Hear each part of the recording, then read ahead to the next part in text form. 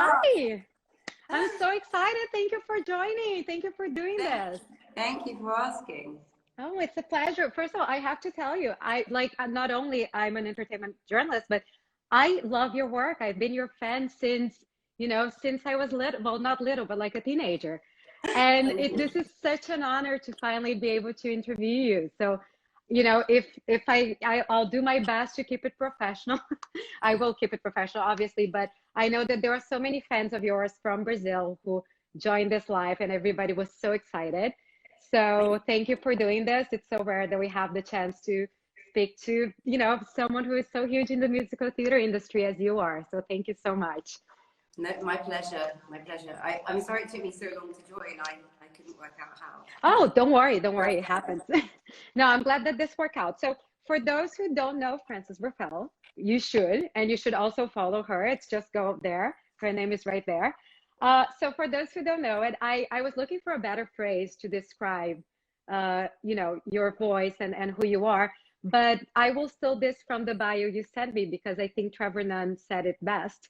So it's really like you have such an iconic voice. So I will read this because for me it describes exactly, you. There are great and strong voices, big or beautiful voices, but very rarely there is what can only be described as a magic voice. Frances is one of those rare ones, and the magic seems to lie in the contradiction. She's youthful and wise, vibrant and sad, spontaneous and skilled. Hearing is believing. That is by Trevor Nunn. No, So thank you, Trevor. it really, I was thinking about that because your voice is one of those that in a couple of just words we can tell this is Frances Ruffelle. So it's very iconic. And when I saw the phrase, like, what better way to describe it? So Frances was the original Eponine in Les Miserables. She is a Tony Award winner, among with other awards for the role. She has also originated the role of Dina in Starlight Express. Dinah. I suppose you may say Dina in Brazil, but Dinah. Well, Dinah is correct. And you were the inspiration for Yona in Stephen Schwartz's Children of Eden. Yes. And anyway, there are so many other roles, and you also did Piaf. We'll get to it as we go on the interview. So let's start. How did you get into musical theater? Well, I was taken to the theatre from a very young age all the time. So I was brought up really with musical theatre and all sorts of theatre. Mm-hmm. Oh, and how did I get into it? Yeah. Oh, yes. Well, actually, I didn't realise that I could sing. And singing is always debatable whether anyone can sing, really. I mean, I believe everyone can sing. But so I was an actress first. I did TV, film work, and I did a play in the West End. And then I auditioned for Starlight Express. And I couldn't believe I got the job. But I remember going back to my mum and saying, oh my gosh, they think I can sing. And it was just fluke. I felt like it was just fluke in the audition that I just managed to sing.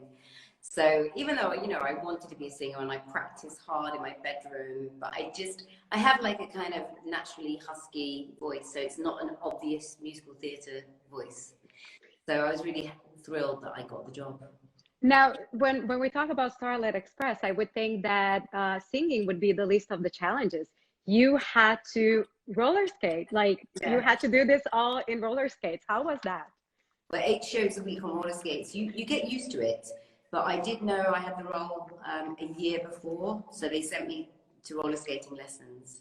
But I will admit, I was the worst roller skater in the whole cast. I was unaware of that. I thought I was fantastic. I was 17 years old and I thought I was brilliant. And Trevor Nunn said, we're going to take you to try out the set. You'll be the first person to try out the set. And the center stage was big bowls and ups and downs and tracks. And I tried the big bowl first. And I thought, right, I can do this.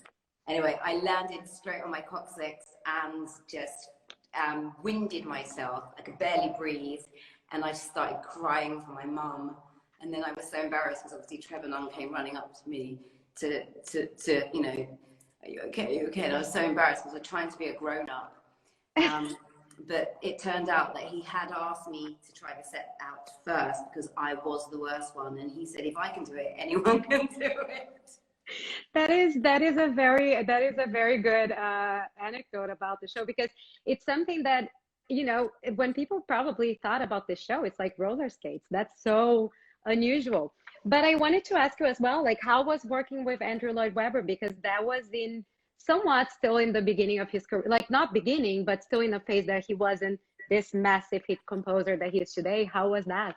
Well, actually, for me at the time, I thought he was a big superstar because he was, because he had already done Joseph and his Technicolor Dreamcoat, and Cats was a big success in the West End. And I went to see Cats when I was 15, and I was like, that's what I want to be in that. I want to do that. So when the next Lloyd Webber creation happened, and I was actually the original person in it, I mean, it was just unbelievable for me, for a 17-year-old to get that job, you know. So, and working with him was gorgeous, really, because, you know, he was friendly, he invited us to his house. I performed at his home in the countryside many times. Lovely. And also just the way he created around us, you know, we were there through the creation. So it was a gift for a gift for a 17-year-old. It really was. I can imagine. And like, did you, I knew you knew he was a superstar, but would you think that this is a show that to this day is somewhat iconic? Like Les Mis we'll get to it, but it, you know, Starlight Express is still something that we talk about today. Yeah, even that. Yeah, I've been very lucky with, well, those two shows in a row like that, to have, you know, hit shows and lead roles at such a age was quite, you know, I actually think maybe I was a little spoiled because I just thought, oh, it's easy, it just gets handed to you on a plate. Here you go, here's another role. But, you know, life isn't always like that. But that's something to have in mind, that your first roles in theater, you originated the roles. So basically the roles were working around you. It was Starlight Express, then Les Mis.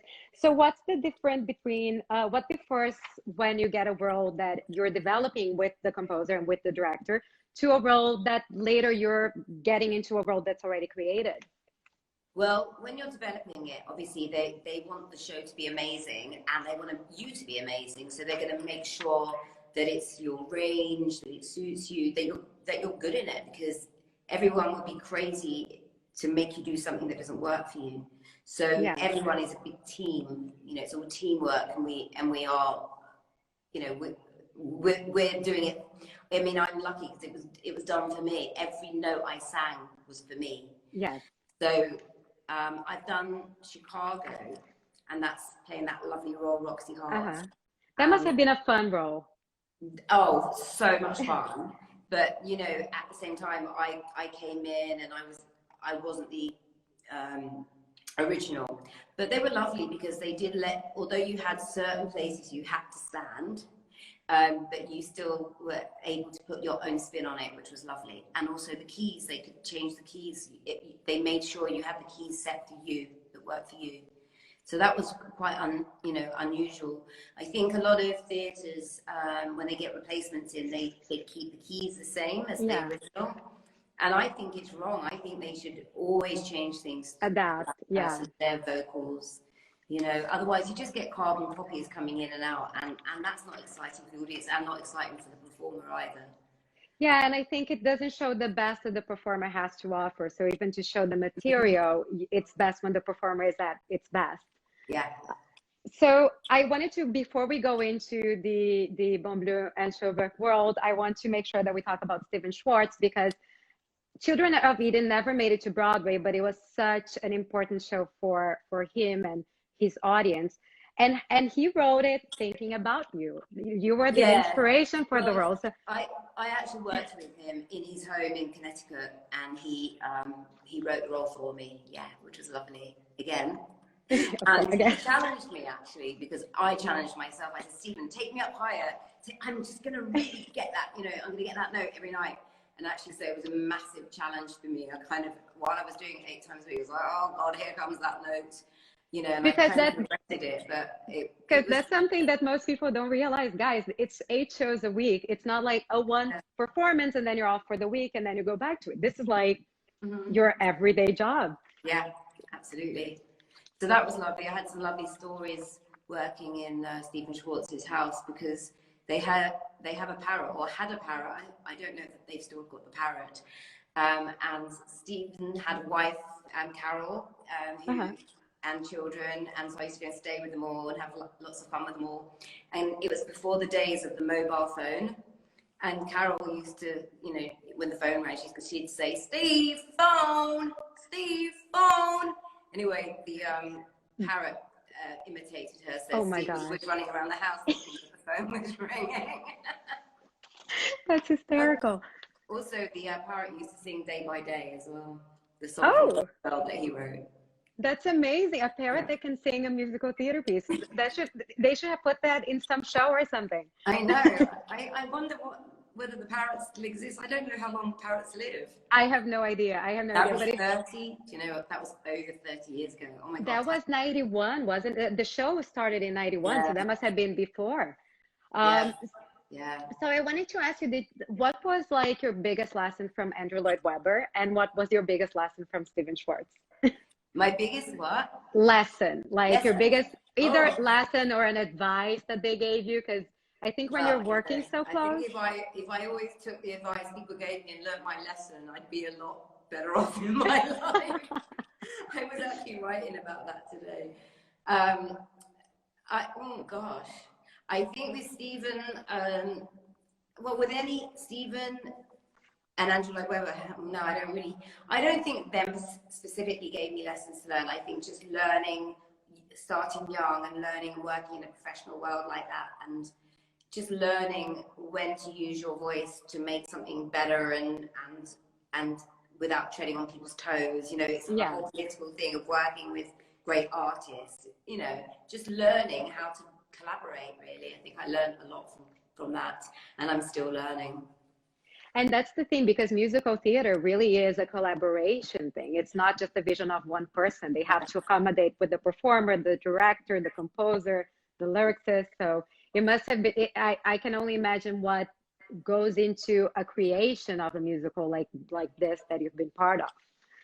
Yeah, So on that, we'll go into the Les Mis world. And guys, just so you know, if you're watching this, send us a lot of comments and compliments. We both like that. Send us a lot of hearts, because that's also good for the algorithm. I'm not seeing them because I'm looking, basically, I'm looking up at you. No, people love you. They're sending a lot, lots of wonderful things. See them after, because I don't know how these things work. Yes, I'm doing a recording of it, so don't worry, you'll see it all. You'll see it all. Yeah. Teach me all this stuff. Yeah. I will. Don't worry. I'll give you a full Instagram.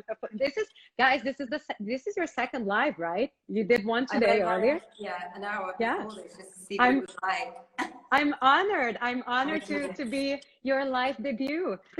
Yes, well, I was an Instagram live virgin, just before this, and now I guess I'm not anymore. Well, this is what quarantine makes for us. Usually I would do these interviews in person. Now it's on live, so it's fun. I'll help you. I'll help you with the Instagram stuff. Don't worry. Thank you. We'll be out and about back to the theater in a few months, hopefully, and then you'll be a pro on Instagram. Yeah. Now, I think everybody is thinking, they're all wondering, when will this crazy person start talking about Les Mis?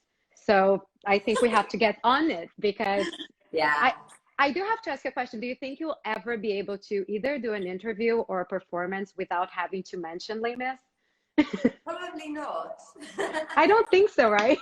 I don't mind that, because I'm so grateful. I mean, what an incredible thing to happen to someone, to have that song, that show, awards, which were, whoa, I didn't expect that, and also just to think that the show lives on.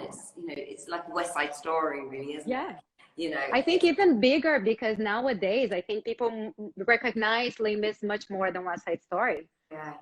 So I'm so lucky to be part of it. So no, how can I not talk about it? Of course, a big part of my whole life and my whole family, I think I went through a stage of not wanting to sing on my own, I had to come round again to it and start to love it again, which is what I've done now. Yeah, well, and I'm very grateful because every time that I see you perform in New York, it's like, oh, I wonder if she's going to sing it. I hope, because, you know, I'm such a big fan of your version of the song. And every time you kind of recreate it. So I always wonder, like, but doesn't she get tired? Because I think it's like Barbra Streisand not singing People. There is an expectation, you know, like you have to sing it. You do. I just try and do a different spin on it and do different arrangements and things, you know. So it's always fun. I always appreciate, because it's like, oh, that's where she went with the song. Good. Now, I have to ask you how I've heard a few stories about how you're casting, and also I wanted for you to tell the audience, how did you get involved with the show? Well, because I was in Starlight Express, Trevor Nunn already had me in his mind for Eponine. And he came backstage one day and said, I have this role I really want you to do. You have to sing for the French composers and the other director, John Caird. Can you please come along and sing a Piaf song? And although I say it's an audition, because I'm embarrassed not to say it's an audition, he actually said the other day on live, what do you call it, on Stars in the House, he said, it wasn't an audition, you had the job, you had the job. So, but I did actually sing for the composers like at 6 o'clock in the evening on a Friday night before I was performing in Starlight that night. And Monday morning at 10 o'clock, my agent told me it was my job. So I was lucky, I was the first one cast. Amazing, Quite a long amazing. time before. So they worked with me over the months before rehearsal. And most of the songs were not even yet written in the English version, right? This was when they were still writing around it. Lots of things weren't written until the rehearsal, even. Was On My Own already your song? Because it was La Misère at first, right? No. I guess when I first got the job, there was another song for Éponine, which was so beautiful, but so pretty, but not like a big 11 o'clock number, not a big ballad, you know, just very beautiful in French. And I did hear that, and I did think it was beautiful. But Trevor wanted me to have a very big, he wanted that character had to have a big number, you know, after the interval. And so they gave me the song that was meant to be for Fontaine, yes, La Misère, and changed it to On My Own and added to it. And then actually Fontaine does sing that same tune when she dies. So it does come through the show, but the actual song comes together for On My Own. Yeah, so I picked Fontaine's song, basically. So one thing that I love is how On My Own had it live on its own besides the show. It like, I remember seeing on Dawson's Creek and like different pop versions of it. Yeah. But most importantly, that is the one character, you played the one character, and your performance inspired a generation and like many performers, and pretty much everyone follows your like your direction to what the character was. And I know you have a very funny story of how the arms during the song became. Yeah, because I was so young, and I thought I'm gonna stand center stage and I'm gonna sing a whole song. What am I gonna do with my arms? And at one point I just wrapped them around me, and that was it. They stuck, you know, they said, you know, that's great, perfect. Of course, he does say that in the lyric, you know, she says it in the lyric, he wraps his arms around me. But so it was a great way. I was thinking, this is brilliant. I don't have to move my arms. You know, it was so awkward in those days. Now, I love moving my arms on stage. I'm all showbiz now.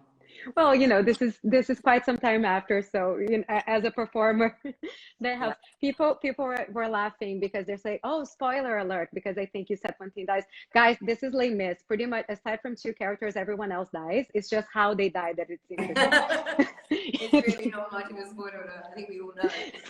No, I was having a conversation a few years ago, and I said, "Oh, I love the scene when this character dies." Like, spoilers. Like, guys, no, really. Everyone, the end pretty much is about that. I mean, maybe it is really, if you've never ever seen it and you don't know the story. Because maybe you can hope that Éponine gets with, you know, Marius. True. You know, I think the book has been out for so long that we are allowed to give some spoilers. Maybe. There are people that haven't read it, like me. true. No, I was gonna ask you that. So have you, like, how did you prepare? No. Did you read it all or no? I'm not proud of myself, but I've never been I've never been a reader. So it was daunting seeing that book. I started it and then I just couldn't do it. And I remember I was the only one that put my hand up on the first day of rehearsal when he said, "Has anyone not read the book?" I was like, it was me.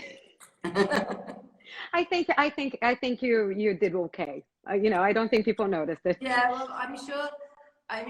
Someone said you should read it. No. I think that, you know, some people say that I am like the book, some people say I wasn't like the book, but it didn't, to me, that wasn't the point. I don't have to be like the book. I have to be how I saw that character, and it obviously worked. Now, I heard that the character was inspired on Piaf, like the musical theater character was kind of inspired by Piaf. Yeah. And you auditioned and you sang a Piaf song. Yeah. Yeah. And later, years later, you went to perform as Piaf. Did you bring anything from Eponine to Piaf? No, I would say I brought me into Piaf because I was deliberately not doing an impersonation. It was important not to, because I don't sound like Piaf, but there's a quality that I understand. Yeah. So, no, not really. But I did bring into Eponine, I brought a singer called Kate Carney. Yeah. And she was, she used to perform in sort of 1850 to 1900s. There is a very old sounding recording on her, and it's on Spotify actually, Kate Carney. That's who really influenced me with my sort of cry in the voice for Eponine. No, it sounds so unique. So another story that I heard about the backstage, and you know, there's so many stories that we hear, was that the hat that Eponine wears, that you were the one that kind of brought it. Is like, it was actually like a rehearsal hat. And then when Andy brought the real hat that I was supposed to wear for the costume, I was disappointed because I got attached to my hat. But so was Trevor and John, the directors. They were like, no, she has to wear that hat. She has to wear that hat. So the hat I wore was actually not really completely sort of right for the history. It was a little bit sort of 60s.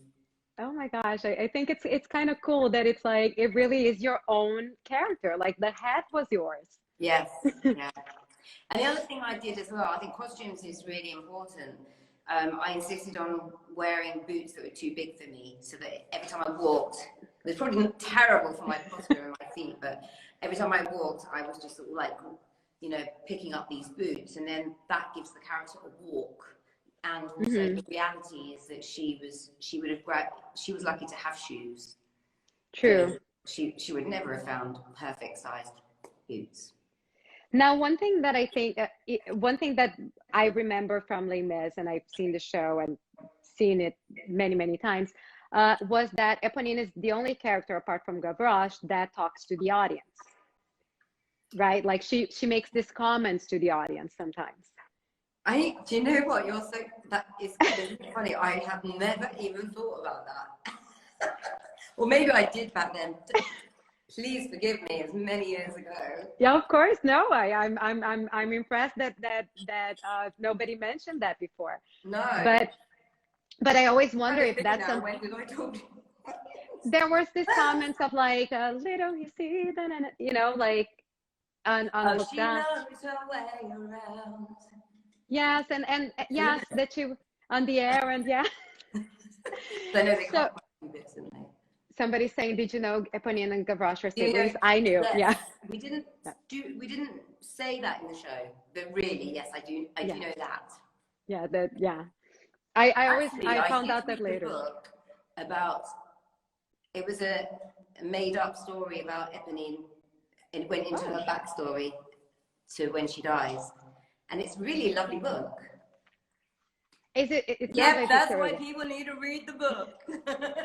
But guys, there are so many details from the book I don't feel like that. I think theatre is entertainment. We go to the theatre to be entertained, and as long as you're entertained, that's all that matters. I don't feel like we have to have everything completely right, or the historical things completely right. And I just think as long as people go in and have a great time in the theatre, we're doing our job. Yeah, no, I 100% agree. I think Yeah. each piece is its own piece. Of course, people that love the story, the book makes more sense. But people that love the musical love the musical. Yeah, and everyone can go and look into it if they want to and find out all the backstories, ins and outs, and you know.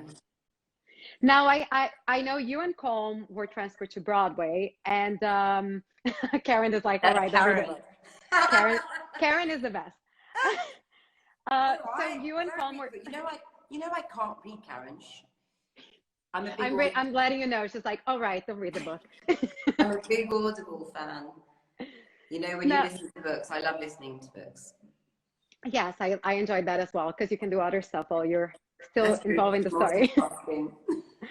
Now, I wanted to ask you, because for me, one of the biggest treats with the film was that they brought you and Colm to the film as well.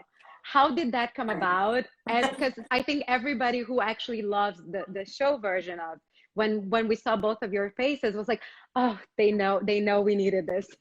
Just about I was in it, but yes, and it was just because Cameron said, oh, darling, you've got to be in the film, you know, and it was just a bit of a laugh, really. You know, I just played whore number one, whatever that means. So that was it. That's all I did. But, you know, just to be part of it. Absolutely. And what does it mean for when a show, like the show was in London and then they really fought for you and Colm to come to Broadway? As a performer, like what does that mean? Oh gosh. Well, everybody you know, if you work in the West End, we all dream of going to Broadway. I mean, it's, you know, I think a lot of the Broadway stars also dream to go to the West End. Yeah. So we were told that nobody would be going to Broadway apart from Colm. So it was very disappointing for everyone, but we kind of just got on with it. Well, so be it. And I was still in the show when they hadn't cast Eponine and they were already rehearsing. And so they called me and just said, can you drop everything and pack your bags and come tomorrow? It was literally like that. And there I was. It's impossible to say no. I mean, and then you went on to win all these awards. Yeah, in New York. Because that hadn't even occurred to me. I mean, I'd watch the Tony Awards every year, but it didn't dawn on me at all that I personally could be up for a Tony Award. That's just something you see on the TV. That's not something I'm going to be part of. You know, so when everyone was saying, you're going to win a Tony, you're going to win a Tony, and I was like, oh my God. And she won the Tony. Yeah, and I didn't expect it to win at all. I just didn't even expect to win until it happened, you know. Now, I don't think a lot of people know this, and I could be wrong because I just read this somewhere, that the role of Kim in Miss Saigon was written with your voice, thinking about your voice, and you actually recorded the demo. I did. I recorded all the songs. I recorded Kim, and I also recorded Ellen as well, all the women's parts. Oh, really? I didn't know you did Ellen. Yeah, I even did that. And then we did what you call a concept album, and I recorded Kim for the concept album. But they didn't release that album at all, as they just felt like it wasn't finished, and they changed a lot, rewrote. Where can we find it? Do you have a copy? I don't have a copy, but there's some bootleg recordings online. I think they're on YouTube. But okay, we'll have to find it, people. They're really bad quality, though. I mean, really bad quality. It's like somebody had a cassette tape.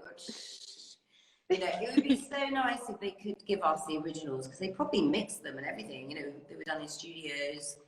The late Laura Branigan did Ellen.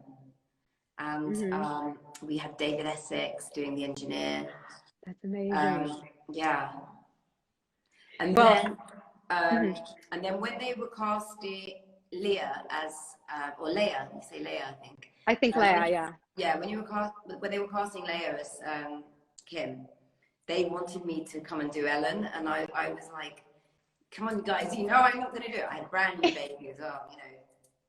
And also, by the way, I recorded all the Kim's roles with a 2-week-old baby. Oh my gosh. Yeah. But so they asked me to come and sing with Leia, so I got to meet Leia, and I knew she was being cast. And she sang. She sang On My Own in her audition. Recently, yeah. Yeah, I think that was one of the first thing that was mentioned during the making of Miss Saigon was that she sang On My Own and she sounded like Eponine. So it is kind of, you know, what a wonderful way that in the same way that you were cast because you could sound Piaffi and then you ended up doing the role. She was also the role that gave her career in theater was because she sounded a little bit like you. Yeah, maybe. So Yeah, she has a wonderful voice, Leia. Really spectacular, beautiful voice. well, both of you do. It's just I think it's the quality that it's needed for the role of Eponine that it's just, you know, very unique. I would one thing that I wanted to ask you was what would be like a different role in Les Mis that you would love to do? None. None? That's it. Gavroche.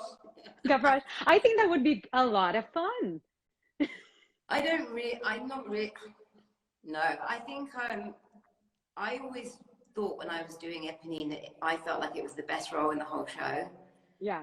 And I I agree. I think so too. doing another role. I feel jealous of the person doing Eponine. So I can't see myself going back into. Obviously, the only thing I could probably do is Miss Madame Thénardier. Oh, that would be fun. But I don't really know if I want to do that. It's not really come to my head yet. Eponine is kind of a dream role for most teenage girls that fall in love with musical theater. So how do you how does it feel to you when you look around and you see all these performers that are inspired by you, really? Well, I'm flattered. I am really, really flattered. I must say, I don't want to be blasé about it. It's so lovely when people say such lovely things. And I think the role of Eponine people have fallen in love with that role and gone into musical theatre because of it, you know. Yes. It's changed their lives. And I feel so honoured to be part of that. Someone, by the way, just said I should play Javert. I like that. That's what I would think. I would go for one of the boys. Yeah. The boys' roles are a lot of fun as well, you know. Enjolras, Javert. Good idea. Javert. Let's do a female version. Let's do a female version of Les Mis. Maybe, I don't know.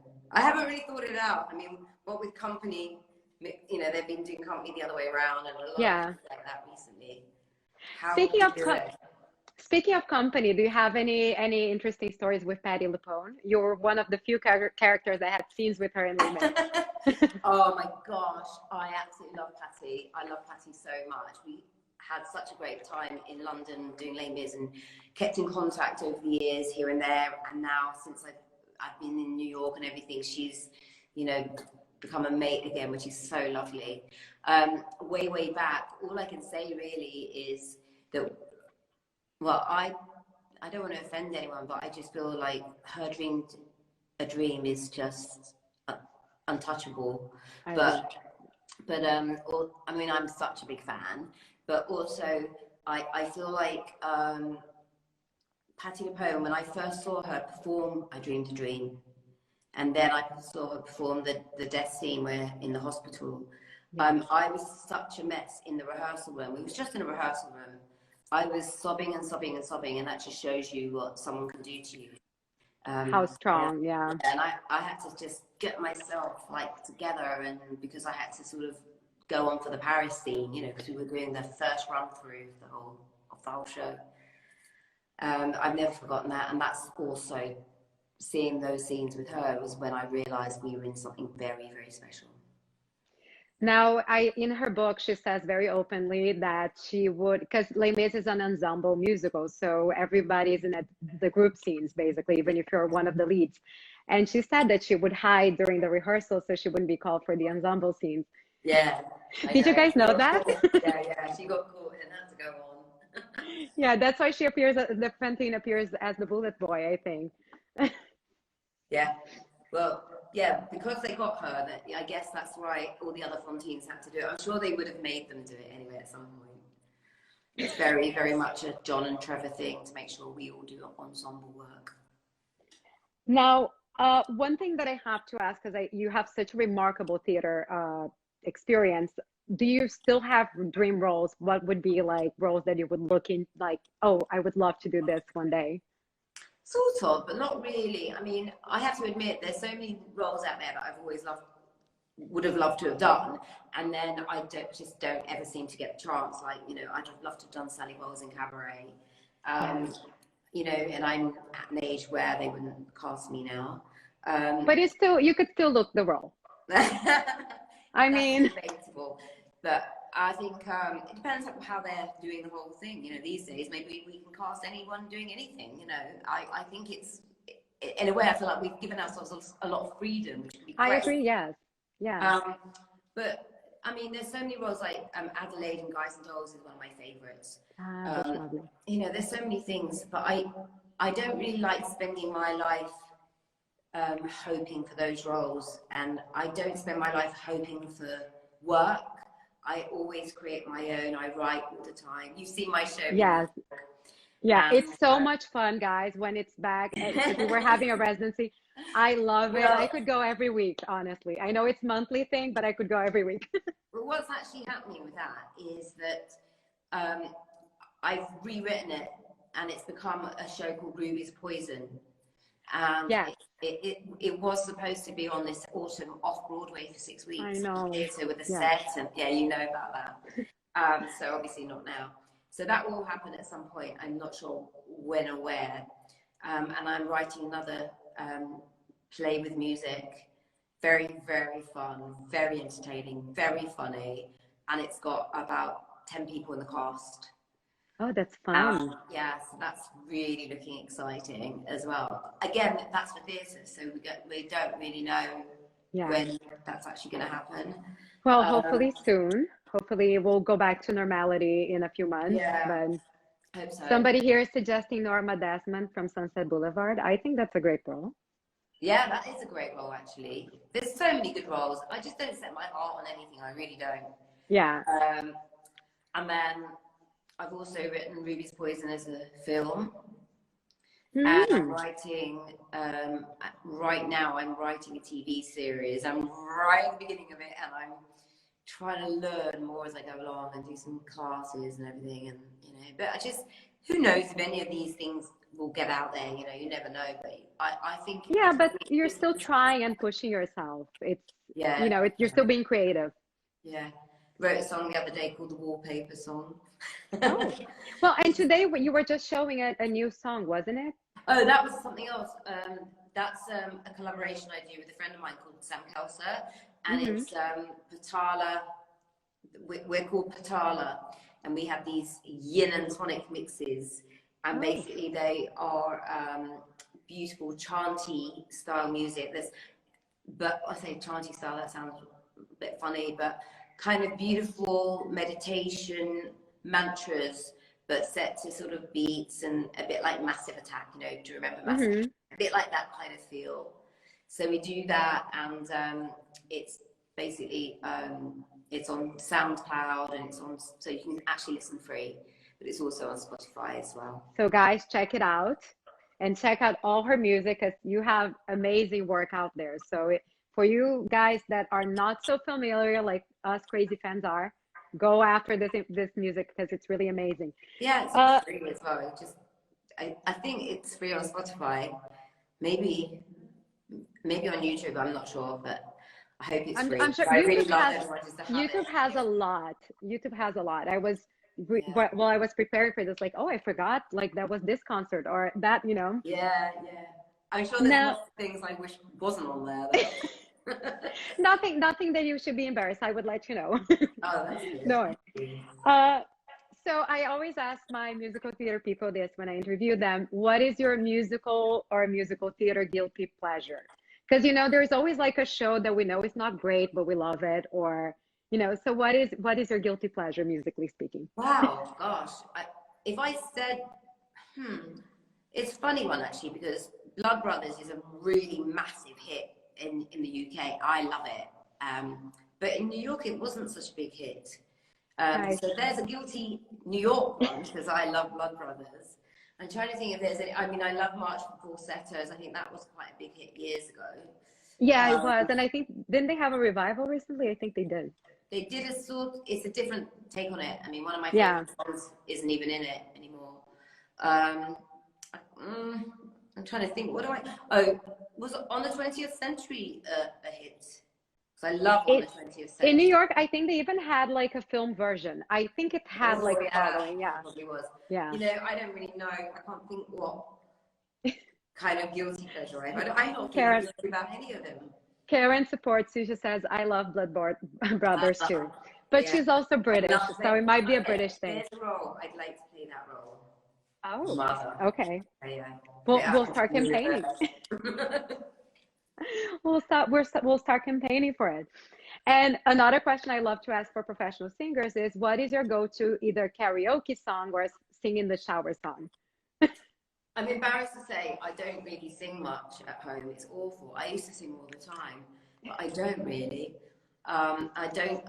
Karaoke never works for me because they're never in the keys I want them to be in.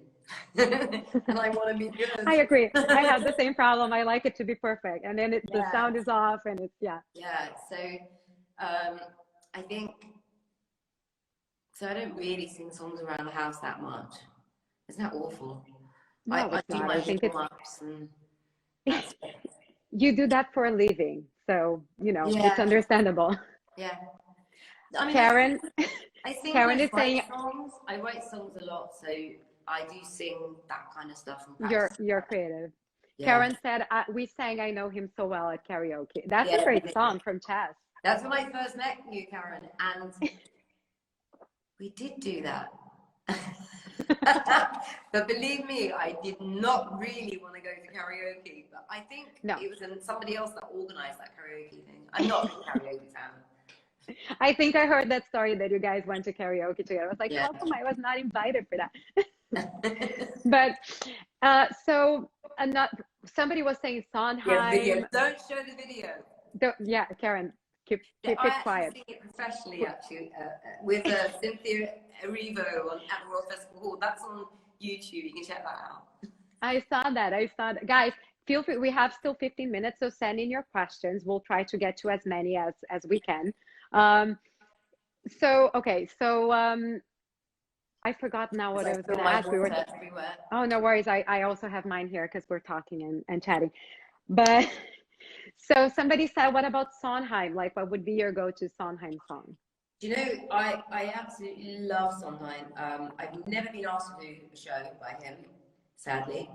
But I did have to sing Send in the Clowns on a TV thing that was disrupting songs. And I absolutely loved singing that. I have sung Sondheim, I keep calling it Songtime, because when I was little, I used to call it Songtime. Stephen Songtime. But that's a good, never left my head. And I say little because I actually did know his stuff. I wasn't little, probably about 14. I got to know his stuff. So I sang Miller's Son and Being Alive on one of my albums. Oh, I love it. Well, when you do a Sondheim album, you should call that Songtime. Yeah, I think it's great. Okay, what song or piece of music is your go-to when you feel like cheering yourself up? I don't know really, but I guess loads of things make me feel happy. I like the Beatles a lot. I really love Seal's Kiss. I've been kissed by a rose. I love that whole album actually. So I listen to that quite a lot still, believe it or not, after all these years. But yeah, if it's the Beatles, that will make me dance around the kitchen while I cook. Love it. Yeah. Now, somebody asked, when you were rehearsing for Les Mis, did you know the show was going to be the massive hit that it is? No. Impossible. Yeah. I thought, why would a show be such a hit with a title, Les Miserables? It's not even in English, and it was opening in Britain. In the rehearsals, though, we knew it was fantastic, but we still didn't really know. No one knows. And the critics were not very happy with it, were they? No, we had bad reviews, that's true. Somebody just asked at the bottom. About your vocal regime. I was going to get to it. Yes, it was, for us singer, what is your vocal regime to stay healthy for 8 shows a week? Oh, well, funny you should say that. I don't live a life when I do 8 shows a week, and I don't talk to anybody at all until, well, I don't use my voice at all till 4 o'clock in the afternoon. And then I do a vocal warm-up, the same vocal warm-up I've been doing since I was 17 or something. I mean, it's ridiculous. I still do it. And then I'm fine. If it's a matinee day, then I have to sort of start vocalizing about midday, maybe earlier. But I literally stay so quiet, and I don't enjoy myself. I go home to bed. I don't go out to loud restaurants or anything. And I've been talking to a singing teacher this week who's going to be working with me actually at my great old age. And I said to him about this routine, and he said, we need to get you sorted so that you can enjoy your life. And you can have a life. That's my goal. So let's see. But I do a lot of steaming, and also I have what's it called? A nebulizer. Ah, yeah. A nebulizer as well. And I think some people think that the vocal nebulizer is not as good as steam, and other people think the steam is not as good as the vocal nebulizer. I don't really know what's best, so I do both. I think it's a good way to go. It's hard because, you know, it's not an exact science, so you have to do what works for you. There were great questions here. And I was actually going to ask you about this. How was your experience at Eurovision? Well, I had such good fun. I really did. I had this whole team that came out with me. I had my own security guards. Love it. I felt very special.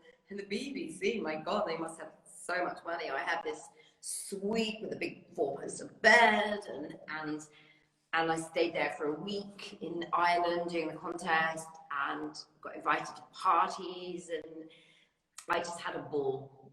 It was a pop star moment. Every time that I see those videos, like, wow, she was like a pop star. Oh yeah, it was my one pop star moment. I guess it was.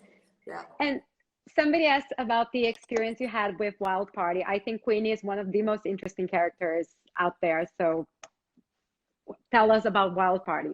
Well, I always wanted to play Queenie in Wild Party, and nobody was putting it on in London, did Michael John Accuser version.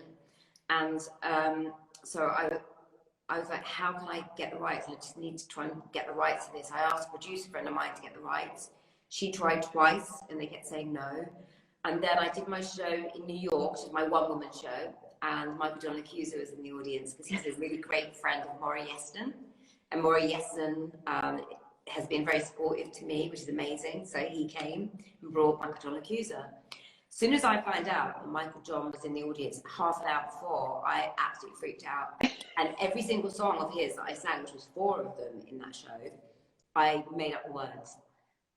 Oh my gosh. Anyway, at the end of the show though, he came up to me and he was absolutely very, very lovely, and he called me his sister. And I asked him about the Wild Party and the rights, and I said, why can't anybody do the Wild Party? I've been dying to do Queenie. He went, sister, you're my Queenie. The rights. I love it. Yeah. So amazing. I think I just did my worst American accent. Oh, thank you. Yeah, I know a few people saw it and love it. I wish I was there to see it. Somebody asked, have you ever missed a cue or a line? And if so, how did you recover? I did. Well, when things go wrong on stage, I'm never really that bothered about it. I'll always make something up. And I always love that in a way, because that's theatre and real, you know, mistakes happen and it's real. But once I did the most embarrassing thing in Chicago. I don't know why it happened. And I was upstage. And so I could, everyone else was looking at me, and I suddenly completely blanked. And they were mouthing the words to me so I could see it. And I was like looking at them, and I just could not work out what it was. Oh and my I gosh. actually had to say it from the wings, you know, when you hear that prompt thing. It was the most mortifying thing I've ever had in my life. Never had it again, never before. I don't know what happened to me at that moment. I must have had a mini stroke. I think it happened. Everybody blanks, you know, at least once in your life, you have to have that happening. Yeah, so that did happen to me. And it absolutely freaked me out. But no, usually I'm fine. I'll always find a way to get through things. Now, somebody asked here about, Pablo is asking, in your albums mostly imperfectly me, and I say, yeah, yeah. There is such a huge French influence. Where does it come from? And I will add to the fact that a lot of people actually think that you are French. Yeah. Well, because of my name and because of Les Miserables, everyone thought I was French. And so it got to the stage where I got offered roles like Piaf. I was also, there was a show, a beautiful show called Songs from a Hotel Bedroom that was written for me. Yeah. And I played Angélique, the cabaret singer.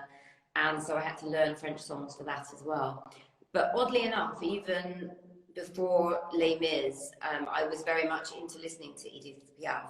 And so I taught myself Mon Dieu, you know, so I learned a song in French myself, even though I didn't need to. So it's one of those things I've always done. And then, of course, the beautiful Eponine song, the French Eponine song that got cut from the show, I put on that album as well and sang that in French. Oh, yeah. Now, somebody asked if you ever recorded a song with your daughter, and I know you did, but I wanted to know, how was that experience? You know, recording with fun, because my daughter was only 16 then. Oh. But when she got older, she decided she didn't want to sing with me anymore. Yeah, it was great fun, and she was very game, and we're very, very close. But my daughter's not 16 anymore. I hope one day, I hope you're watching, Eliza. I hope one day we get to sing again together. Maybe when I'm 80, eh? Well, then you know what? She's gonna be, oh, I should have sang with my mom all this time. You know, there are a lot of fans, Eliza. If you're watching, there are a lot of, first of all, hi. If you're watching, there are a lot of people that would love to sing with your mom, so you should do it. God, she'll kill me after this. She's got her own career and her own style, and it's not showbizy like mine. You know, she's very, very, very cool. But I think I'm a little bit cool, maybe. No, but both of you are very cool in your own way, but it's a different style of music. I love her songs and I love your performances as well. So yeah. You know, it's a different style. I think she was born cool, probably. You know, like musical theater. It's work. I can't believe it when she sits down at the piano and writes her songs, and her voice is incredible. I'm absolutely so proud of her. I really am. Like, bloody hell, my dad said. They're saying you're definitely cool. You're the coolest. So yeah, I'm really lucky to have such a talented daughter. Were you Malcolm was it? Yeah. Someone else said something about hi Sam. This is Sam Kelser. Hi Sam. This is Sam Kelser, who wrote all the Guitarla songs with me, and she's an amazing writer and singer in her own right as well. And someone asked me, had I heard Mon Histoire? Yes, of course, I did Mon Histoire. And I sang with Rose Laurent, who was the original person that recorded Mon Histoire, and we did it together in France. I don't know. Somebody said it was great when she sang a little bit of On My Own at Pizza Express Live in Holborn a couple of years ago during the sing along. Did you sing or Eliza? Eliza did sing that. Go. She sang with me recently. Yes. There you go. See, so actually, maybe not required. I always put the mic to her when I go around doing that. Actually. So how is it for you to have a daughter who is in show business as well? Because a lot of people in show business usually don't like that their kids go into show business, and the other way around as well, because she has been very successful. Luckily for me, yes, she's been successful. So that's always a relief. But I actually think I worry just as much about my boys who are not in show business. So I don't think it matters what they do, you're going to worry about them anyway. So there is no way to go about it. There is no way to go about it. Yeah. And so I know you've recorded some like more pop rocky songs, but your base was always musical theater. Who would have thought, you know, beginning to our conversation when you said you were first and foremost an actress, that most of your career would be known for singing? Yes, I know. Well, the thing is, because because I got lucky and Les Mis made me known for musical theatre, I think it kind of almost stopped my irregular career, which was TV film. You know, it didn't really help that at the time. So, but that's okay. You know, I've done a little bit of everything, and I can't complain now. No, and we love that you have been so, you know, so successful with your stage career, because it is really amazing to see you perform on stage. We can there is this light and this present that we can tell you love what you do. Yeah, I so do. it's really, especially the one woman shows and all the things that I've written as well. I feel very much connected to that. so about the one woman show, it's a different responsibility when the show is on you. How do you feel with, like, when you have this interaction with the audience? Do you get scared about it, or is like, okay, this is part of it? I really don't. It's so funny. I don't get nervous at all. I was more nervous. I was, oddly enough, of going on Stars in the House the other day, where it's just a live interview, a bit like this, but like a Zoom type thing, and there was like 6 of us or more. I actually felt my heart beating like this, and I thought, oh my God, I'm nervous. But you get me walking on, doing a whole show, an hour and a half on my own, and not a thing. I mean, I even actually sit out in the audience before it starts and chat to my mates, and then just get off from there. The other thing I do is, these days, I don't do the costume changes. I actually just turn up in my costume and go home in my costume. I love that. And one more TV performance, since we mentioned Eurovision, I feel like I have to bring it up, was when you sang On My Own with Ricky Martin. I sang who was doing Little Full of Rain. No, Little Full of Rain, yes, Yeah. I'm sorry, yes, yeah. Yeah, that was amazing. Yeah. That was No, it was. Did you ask me a question? Sorry. No, I wanted to talk to you about that, because Ricky Martin at the time was like this super pop star. Oh, yeah, I know. Yeah, so he was doing a TV show in London called, don't know, actually can't remember what it was called now, like Ricky Martin Live or something on ITV. That's it, an audience with Ricky Martin. And so they wanted someone to sing Little Fall of Rain with him. So as it was in England, they asked me. Of course. Yeah. Who better, right, to sing Eponine? Yeah, it was lovely. And then I could also, so we did it kind of very sweetly, just with piano. And that's it, an audience with Ricky Martin. And I wore sort of very funky clothing, very un-Eponine. No, I remember that video clearly, because it was probably one of the first things I saw. Well, we only have 2 minutes, so I want to take this time to thank you so much for doing this interview. I had such a great time. I hope you did as well. My pleasure as well. Thank you. And thank you everyone for watching. If you follow me and you don't follow Frankie yet, go and follow her right now. And this interview will be saved on my IGTV, and I'll send you the file so you can save it as well on yours. Thank you so much. Thank you. This was great. What an honor. Bye. Thank you.